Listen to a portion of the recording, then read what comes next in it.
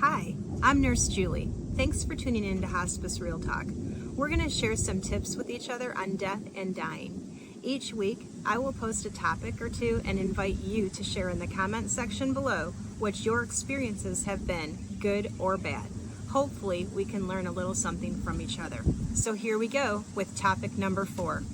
How do you respond when you are seeing a patient for the first time, and before you get a chance to introduce yourself to the patient, the family stops you and says, "Don't mention the word hospice to mom.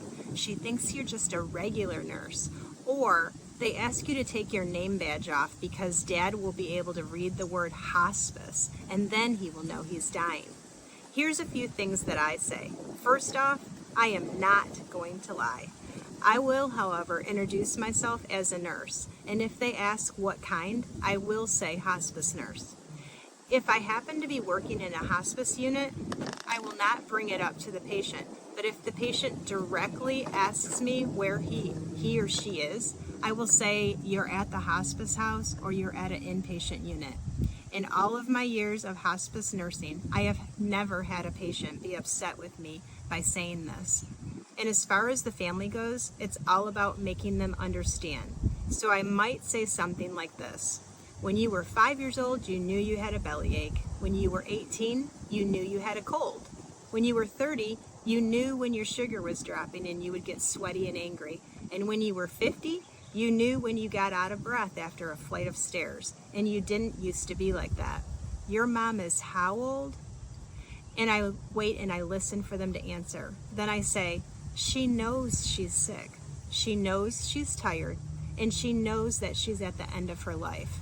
I also talk about death being taboo. No one wants to talk about it. But the fact is, the day you were born, you begin to die. And everyone is gonna die someday. But if you say the word, it makes it real. It makes you have to face it. And people don't wanna face it. I tell them that very likely Dad knows he is dying, but that he cannot talk to anyone because he knows that it'll upset him. And they may cry, or they may avoid the truth and keep saying, "Nah, you're gonna get better. Just keep fighting," when all he wants to do is go to sleep and not wake up. I tell them it's not a good thing for Dad to feel emotionally alone or isolated because he knows he is dying, but he can't talk about it to anyone because they will break down or just deny it.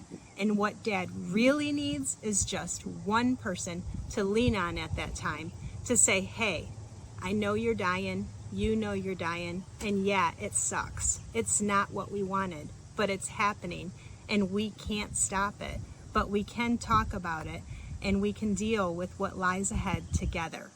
It would be great if there was one person in the family who can be their sounding board or their rock, that they can just get it all out there with.